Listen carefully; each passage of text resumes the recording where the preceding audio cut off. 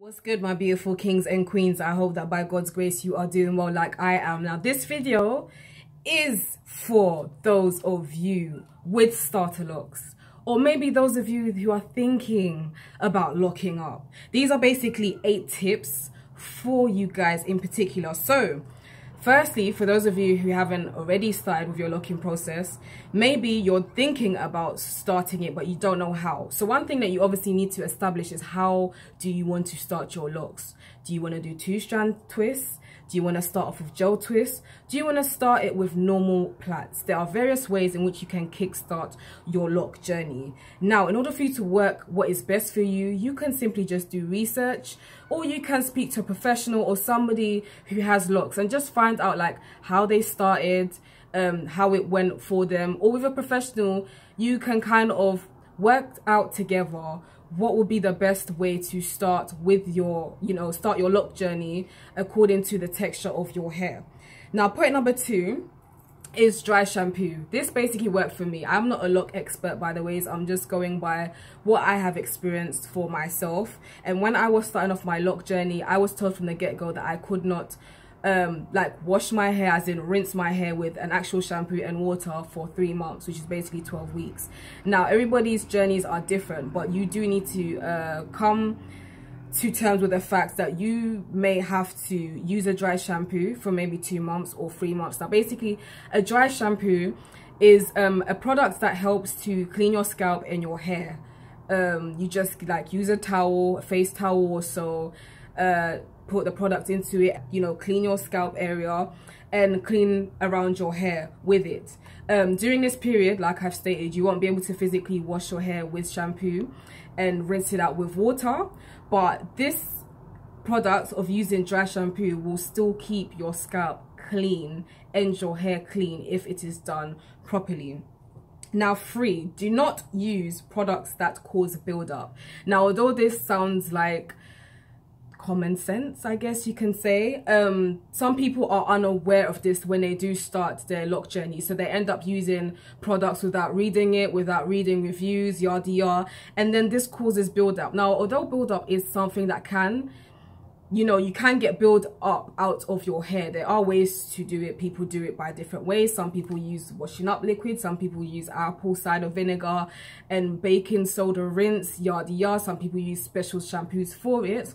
It would be easier for you to avoid such products that cause build-up, rather than you kind of wait for the build-up and then you attempting to get rid of it.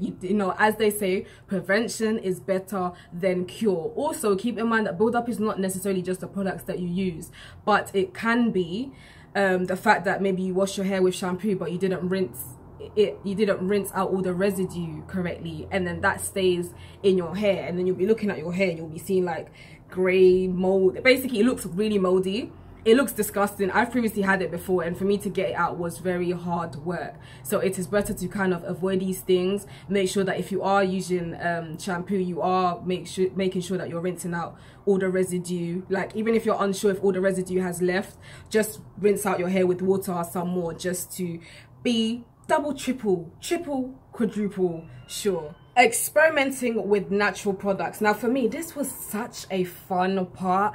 I really loved the idea of giving various natural hair oils a try, or certain products that claim to be for natural hair a try.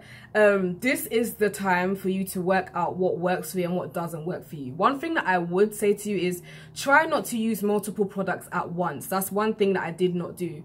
And when I say multiple products, I mean using something like 4 or 5 products or hair oils at the same time. I mean, mixing 2 oils or so was more than enough for me. Patience. I'm not a patient person. Anybody that knows me well will tell you, Winnie, she's not really patient. Having locks forced me to be patient. Do you know why? Because it took 8 to 9 months before my hair actually started to mat up. That's how long it took, right? And during this process of when your hair starts to lock up, you will have a stage called the budding stage. It's called the budding stage, when your hair is slowly matting up and your hair's not going to necessarily look pretty. It's not going to look how you imagine it to look. Your locks are not going to look anything like mine. My locks were not looking like this when I was like 4 or 5 months into my journey. No, my hair looked like a hot mess. And you'll find when you're going through your journey, it is very useful for you to watch YouTubers that have locks, read hair blogs, ask people that have locks, ask professional, just like what you can do whilst you're going through the budding stage. But you need to exercise patience. Patience is so key when you have locks. Even now that my locks are almost 6 years old, I still have to have patience when it comes to certain things. That's just how it goes. If you don't have patience, or you think that you cannot be patient for your hair to mat up, I would strongly advise against you having locks. Protective styling is very, very important when it comes to hair in general, but more so locks. However, when you do have like certain protective styles, or when you're retwisting or getting interlocked, it is very important that you do not get it done very tightly, especially all the time. I do find that with a lot of hair salons, they just do everything a little bit too tightly, from my experience, from what I've seen. Not all hair salons are like this way, but you know, some people or some places do overly tight because they want to give this exceptionally neat kind of feel, and I don't really feel like it's necessary, because all this pulling your hair back into certain styles, or when you're tying your hair up or behind and you're doing it tightly, you're putting stress and strain on your roots. And if you keep on doing that, your roots will become weak, your locks will just fall out, or you will just have to end up combining certain locks together, which actually is what happened to me, because with some of my locks where certain things were not being done properly, so I did have to at some point kind of combine locks together. Now, had I had known certain things beforehand, like the information that I'm giving to you, I wouldn't have had to have gone through that. It's really not necessary that every single strand or grain of hair needs to be tightly in place with your locks. Let your hair breathe and it will thank you for it later on. Now, my last point, I've put night protection.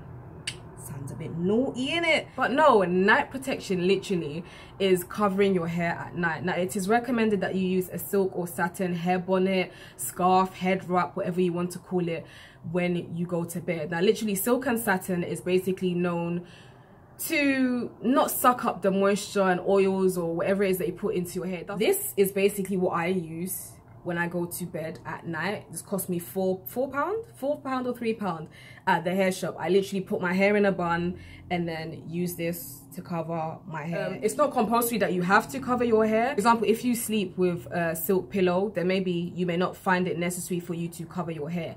You'll be perfectly fine that way. It will just a tip, I would say, just make sure that you clean your pillow, like your silk pillow at that. Make sure there's no dust or anything, because when you have locks, your hair is prone to attracting lint and capturing dust, and you'll have lots of dust and lint trapped in your hair, and it's annoying. It doesn't look nice, and it will just irritate you, and it's painful. It's a painful process. I say painful, not physically painful, but it's an irritating process to get dust and lint out of your locks. Right, so yes, those were my 8 tips for starter locks, or you know, if you're not necessarily starting up but you're fairly, you know, your lock journey is fairly newish, those are just a few tips that I thought I'd give out to you. There obviously are a lot more, but I'll be here all day if I was going to give every single tip. If you do have any questions for me, do feel free to ask me in the comment section below, and I will do my best to answer it to the best of my ability. Now, thank you very much for watching this video. Please do like, share, comment. Let me know your thoughts, your feelings. Talk to me, babies. But for now, until my next video, be good.